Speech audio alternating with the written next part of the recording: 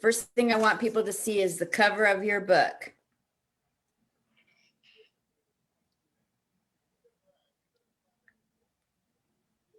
Facebook, good morning. This morning, we have the amazing club owner in New York City here again, because he's so interesting and easy to talk to and nice. Oh my gosh. How often do you get to meet a club owner, right? That's nice. Yes, yes. This is his book cover. It's called Did It on a Dare, How I Built a Comedy Empire in 30 Short Years by Al Martin. Yes, sirree. What a great cover. Thank you. That was done by a comedian by the name of Drew Tessier, in case anybody's ever interested. Oh, that's great. He does graphic work and he's excellent. Oh, that's so. You know, he also did the, not he did, but did I tell you also that my wife wrote a book during this period of time? Yes, tell me about that. Yeah, well, my wife's mom was a Holocaust survivor in Europe, and she grew up with a lot of terror, hiding, traveling throughout Europe, hiding from Nazi stormtroopers, Russian troops that were not that friendly, and then eventually coming to America and fighting her own family with issues. So she had a very rough childhood, but it turned out that when she got here, she started documenting everything that took place. She wrote it down in a journal, and it was discovered upon her death by her widow or her husband, and he gave it to my wife, and my wife looked at it and I looked at it, and we thought, hey, this would make a remarkable book. And she wound up doing a book on the journals of her mom, and it's fascinating. May I show it? It's called Please. One Woman, Two Lives, The Secret Journal of a Holocaust Survivor by Sarah Gliboff. That's my mom's, my wife's mom's name. How do you spell the last name, Al? G as in George, L as in Larry, I, B as in boy, O, F as in Frank, F as in Frank. It's available on Amazon, called One Woman, Two Lives, The Secret Journal of a Holocaust Survivor. So the two of us took our COVID lockdown and each of us wrote a book.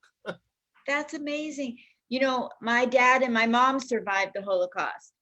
Ah, so you know the pain of all of that. So I'll be getting the book today. Thank you. Thank you so much. Absolutely. You guys, welcome to Comic Spot, but this isn't important. What's important is the guest, always the guest. I'm the backdrop. Al Martin has been a longtime club owner. He owned the Stand, but now he owns Greenwich. No. I got it wrong again. I got it wrong. Correct me. The Stand, I do not own. No, I own the Broadway Comedy Club and the Greenwich Village Comedy Club. Somebody said you used to own the Stand. I used to own the New York Comedy Club. That's what it is. Okay. On 24th Street. That's where I got my start. That's the club mentioned in the book in the beginning of where it all started. But I had nothing to do with the Stand. My bad. Slap me. Anyway, he owns two fabulous clubs in New York City. I've had the pleasure of performing there at some of the bringer shows. And one of these days I'll be on a main show, but not yet. That's right. You don't want to do it before you're ready. That's an Al Martin golden rule. Never audition for a venue until you're absolutely ready, even if it takes a little longer in your evaluation of yourself to do that, because you really sort of get one shot at the apple. And if that club watches you and sees you, and whoever watched you ascertains that you're not quite ready, that's going to set you back 2 or 3 years with that particular venue. Yes. I know my first month in comedy, I filled the entire club with people who were military, because I'm military. And so they put me on stage and I was not ready to be on that show. Thank you for your service, by the way. Thank you, Al. That's so sweet of you. So let's talk about New York City trying to rebound. You trying to get your club open or do anything for Right. revenue? Well, we've tried a number of different approaches. I mean, let me be clear. The first thing that we actually did do was to follow the governor's orders and the mayor's orders, and we closed down and tried to be good citizens, and stopped our businesses, and did the things that we were told had to be done to defeat the virus.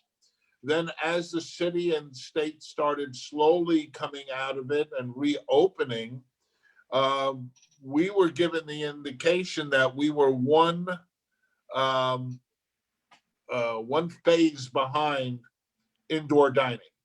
And indoor dining was the original plan looked like it would open sometime in July. So early July, mid July. So we figured our opening would be sometime in August, mid to late August, which is a slow time in comedy clubs because people are getting in the last of their vacations. In some areas of the country, people are starting school and getting their family ready for back to school and all that sort of thing. So we felt it would have been a good time to open. We could have, implemented things slowly and sort of a soft opening. We went out, we invested in a lot of things, plexiglass um, for protection of the audience from comics and vice versa. We put plexiglass in our box office, hand sanitizing stations throughout, plexiglass in our bar area. And we did all of this, thermometers, um, HEPA filter system, everything that we thought we would have needed to do, disinfecting supplies, masks, gloves, did everything we had to spend money on. And then right at the last minute, the governor pulls the rug out from under us and says, not quite ready for indoor dining yet. And, they wanted to take advantage, I guess, of the nice weather here in New York. Fast forward a couple of months, early September, the governor announces if numbers continue to remain low, he's going to open up New York for indoor dining. So he opened up New York for indoor dining. There have been no spikes that can be traced in New York to indoor dining. It's been open out of New York City for 2 months. So all of a sudden we heard bowling alleys opening. We hear theaters outside of New York City opening.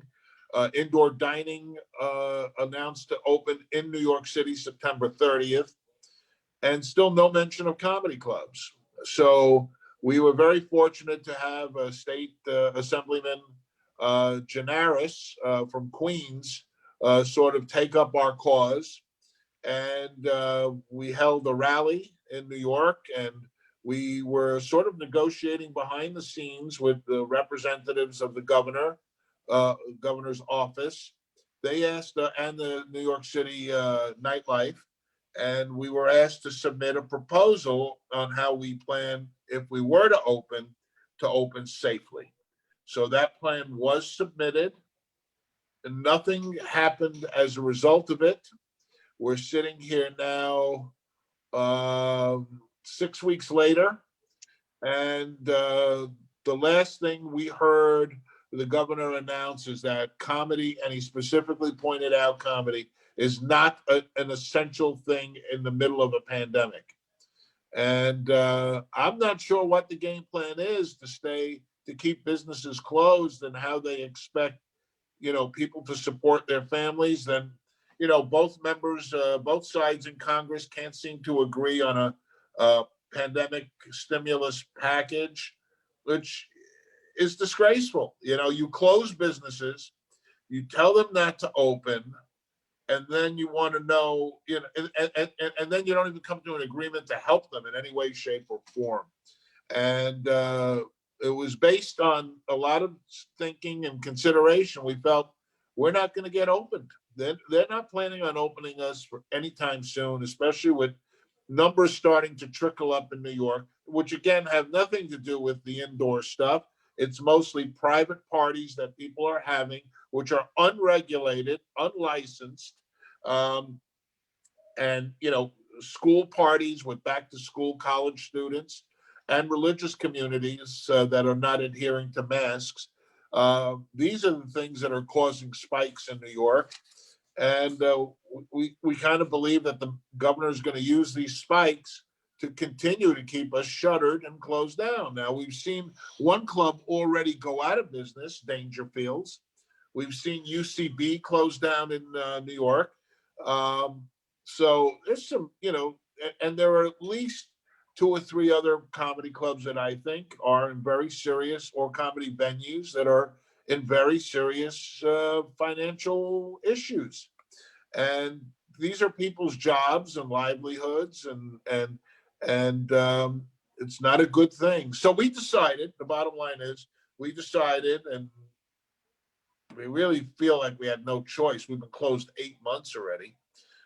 Nothing personal, Governor Cuomo, nothing personal, Mayor de Blasio, but people need to eat, and people need to make a living and do that in a responsible way. So we launched a lawsuit, and that's in today's New York Times. You can read about it. And we're suing the governor and the city, and we feel we deserve the same consideration as bowling alleys and indoor dining and gyms, and given a chance to open and see if we can make things work. Wonderful. Thank That's you. a brilliant idea. Brilliant. I think we had no choice. We tried everything. We tried compliance. We tried negotiation. We tried running, as the state assemblyman said, he ran everything up the chain, up into the governor's office. And all we're getting is, you're not essential, etc. Well, tell that to the father of three kids whose family can't eat, that he's not essential, and the work he does is not essential. I can tell you right now, a lot of restaurant owners I'm talking to feel that, part of their reopening plan was that they were supposed to open at 25%. If New York's numbers stayed steady, they would go to 50% in November. We are days away from November 1. There's been no indication from the governor that he's going to allow them to go to 50%.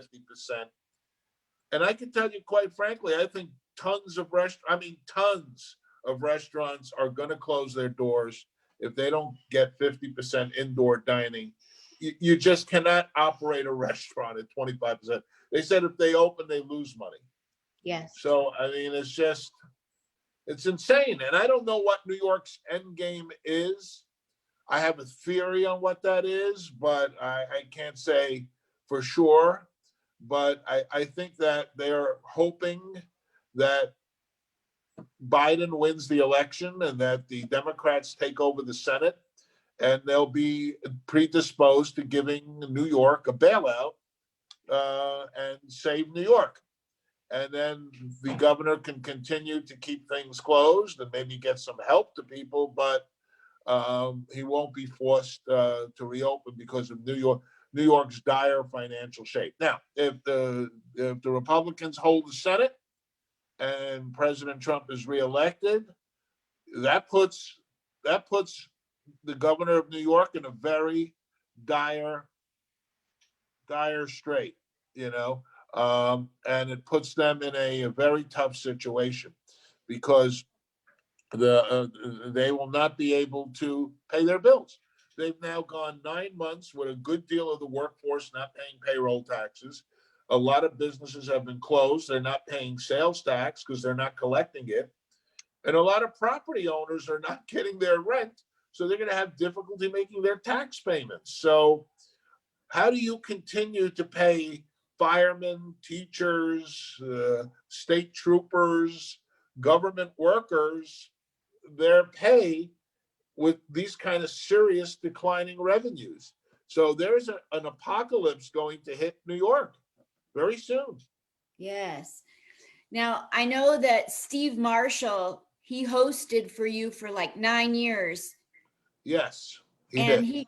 he walks around the city of New York every night, Yes, tries to give people hope that it's coming back. right. Yes, he And does. He sends out a very positive message. But like anything, uh, you can paint something a certain way, but it doesn't necessarily mean that that's the whole story. Steve does try to paint a good picture, but he's doing these walks in the summer. He's done these walks in the fall. I mean, how silly is it to think that restaurants are going to be able to survive with outdoor dining in New York City in December and January and February and March? Who's even thinking about going to an outdoor dining experience? What, wearing a coat and gloves and okay, a couple of space heaters, but that I don't, yes, if you're gonna bring down the flaps on the side of these tents and you're enclosing it, what's the difference between that and indoor? I'm not getting something. I don't know. I mean, and it's very limited seating. yes. So in Vegas, we have a restaurant called, I think Apple, I'm going to just say Applebee's, but it's not the name of it. Anyway, there's this restaurant, and it's right here on the strip. And every week you can go there and watch this lady do interviews of celebrities. I'll think of the name of the restaurant. Anyway, it's probably better I don't say the name of the restaurant. So people go in there. When you step on the property, like out on the street, you must have a mask on outside on the property. And any time that you come into the restaurant, mask. Sit down, take your mask off. What am I missing? What's with these rules? Well, yes, we can do that in a comedy club. I mean, um, look, I went to a restaurant the other day. Same thing. I walked in. The hostess was wearing a mask. I was wearing a mask. I pointed my finger at table for two. She took us over to a table. As soon as we sat down, we were 6 feet away from other tables. We took off our mask.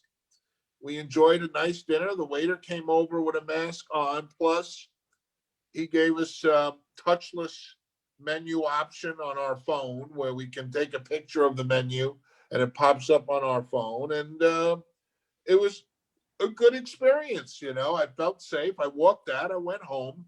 I enjoyed life. But was very careful, and that's all you can be. And I don't understand, we can do a lot of things. We can easily, through ticket sales, contact trace. So God forbid if anything ever did break out, we would have ways to reach the people that were at the event that night. We could stagger show times. So there's a lot of things we're able to do, that some of these underground parties are not doing that people are going to, and it's just crazy. And there's another thing that comes to my mind when I think about a lawsuit against the government for this, is that comedians are prone to depression.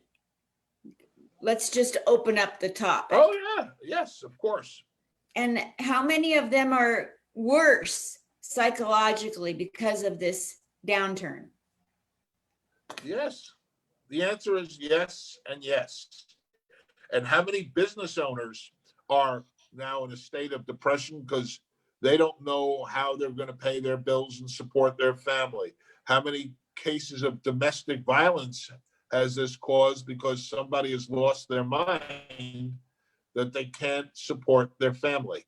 I get the reports every day from New York as to how many people are dying of COVID. And I would say at least for 2 to 3 months, it's been averaging 10 people a day. I mean, some days less, some days more. In the entire state of New York, 10 people. I think more people can wind up getting hit by a car while they're outdoor dining, or breathing in the fumes of traffic vehicles while they're in outdoor dining, or people killing themselves because they they see no hope. They've lost hope. Everything that they worked for, everything they built has been destroyed. Amen. Absolutely. Very bad. So Very sad. your book is a bestseller, and we want to help those Thank you. numbers get even better. I bought a copy, Yes, and I know a lot of I comics have appreciate bought that. copies. Yes, and the book has So done very well, better than I even thought it would. talk to me about the book. What would you like to say to people who haven't read it? I would say just never give up on your dream. If you believe strongly enough in it, I would say persevere at what you're doing. Be realistic of where you're at in the journey. Don't be cocky. Don't be obnoxious. Try to always be humble. Show humility, and those are the things that help. Be sociable. Make friends. Make connections. You never know when those friends will be in a position to help you one day. So those are the big tips that I would give to people. And I did a promotional thing yesterday where I was all over Facebook and the internet, and basically just saying, hey, you take all these expensive courses for hundreds and hundreds and hundreds of dollars, and some of them are very good.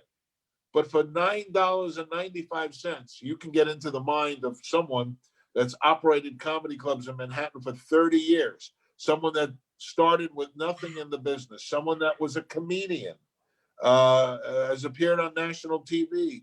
I've performed in Vegas at the Riviera. I've performed in Atlantic City numerous times. So I've been on numerous TV shows. So, I'm going to give you a lot of that experience in the book for $9.95. So before you go running off taking a $500 or $300 comedy course, just read the book. I love that. That's a great pitch. I'll put that on the post. Thank you. So we have no hope of New York City comedy clubs opening up right now, but you're in the works of making it happen. So, and you're in the forefront of it. Yes, hopefully the judge sees it our way and allows us to reopen. Short of that, I don't know when we would reopen. I don't know if there would be backlash for us instituting the lawsuit. I say this with, wanting to make clear that it's nothing personal against anybody. It's not anything personal against the state of New York or the city of New York or the governor or the mayor. It's just that enough's enough. We've been closed 8 months. And he's saying, well, comedy clubs are not essential. And he categorizes us with karaoke and adult entertainment. Well, if you're going to go by the theory about essential, are movie theaters essential? And I don't want to get these people now closed up, but are bowling alleys essential? Are gyms essential? I mean, so, what is this craziness? And are we any less safe than going up in a tube 30,000 feet in the air on top of 200 people in an airplane, and traveling for 6 to 8 hours somewhere? It is also, Barbara, even if we reopen, what are we reopening to? They're going to tell us we can open up at 25% capacity. You can't make money at 25% capacity. Then you've got to worry about the state liquor authority inspectors. And there's at least one that I know of, and people have told me about one or two others. There are 2 or 3 clubs operating totally illegally now and have taken against them. But I guarantee you, once we get to go ahead to open, we're going to be like swarming with inspectors of various degrees. Things the way and are good players legally right now are not being bothered. You know, I mean, I think that's nonsense, you know, and again, even like I said, one other thing, if we reopen, what are we reopening to? Right now, New York, 40 out of the 50 states in the United States, 40 out of 50 states are on the quarantine list. So it means if you come to New York on vacation, before you enjoy anything in New York, I don't know what there is to enjoy, but because shows are closed, a lot of restaurants are quarantined for 2 weeks. Who the hell is doing that? You get 2 weeks. So 40 out of the 50 states are on the new quarantine list. So you have to quarantine.